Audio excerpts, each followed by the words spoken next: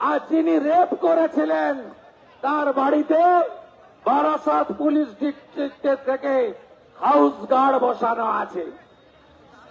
হাঁসখালিতে class 9-এর বাচ্চা মেয়েটিকে rape করে যে খুন করল তৃণমূলের উপপ্রধানের ছেলে, আপনারা জানেন সিবিআই তদন্ত হচ্ছে এবং রেপিস্ট জেলে আছে। একইভাবে কালিয়াগঞ্জে রাজবংশী পরিবারের ক্লাস 12-এর ছাত্রী, তাকে যে রেপ করল তার নাম জাভেদ, তিনি তৃণমূলের অঞ্চল সভাপতির ছেলে। আপনারা জানেন গত বছর 9 আগস্ট 1 বছর হতে যাচ্ছে, আরজিকর হসপিটালে ডাক্তার বোনকে ধর্ষণ করে খুন করে প্রমাণ লোপাটের কাজে নেতৃত্ব দিলেন কে? বিনীত গোয়েল, সন্দীপ ঘোষেরা। প্রাথমিকভাবে যিনি সাজা পেয়েছেন তিনি কে? তিনি হলেন মমতা ব্যানার্জির সিভিক ভলেন্টিয়ার।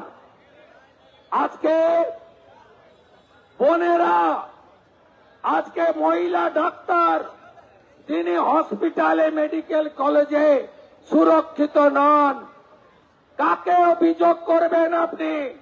কোথায় সাফাই দেবেন? আজকে কলেজের মধ্যে আজকে ছাত্রী সুরক্ষিত নয়, ল কলেজের ছাত্রী, কোথায় যাবেন আপনারা? এখানেও আদ্যক্ষরগুলো পড়বেন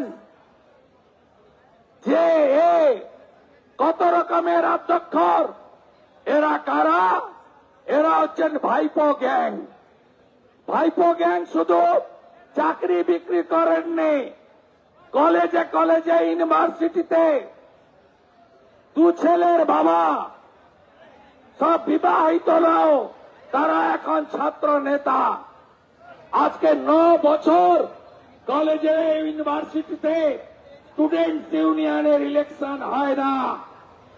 আজকে ভাইপো গ্যাং তারা প্রত্যেকটা college, university, law college, medical college সব দখল করে নিয়েছে।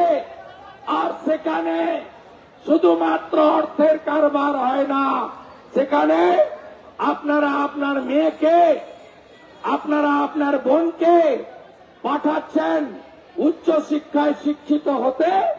আর সেখানে তৃণমূলের নেতারা, যাদের ছবি ভাইপোর সঙ্গে দেখা গেছে, যারা তৃণমূলের ছাত্র সংগঠনের পদে বসে আছেন, তারা এই ঘটনা ঘটাচ্ছেন।